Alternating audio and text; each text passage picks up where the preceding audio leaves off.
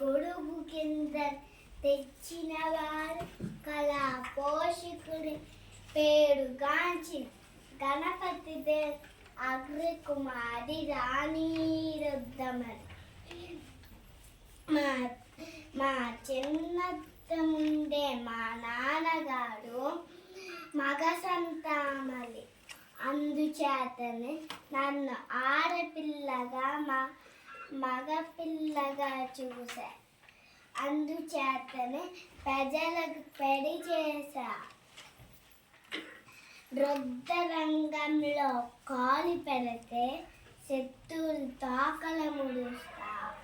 నేను రణరంగంలో వీర వికారం చేసే ముందు రుద్రమా వెనక రుద్రమా ఎటు చూసిన రుద్రమా అంటూ శత్రువులు పరుగులు తీస్తాడు. నేను నా చిన్నతనంలో నా సంగీతం సాహిత్యం నృత్య కళలతో పాటు వృద్ధశాస్త్రి రాజనీతి అర్థశాస్త్రి నేర్చుకుని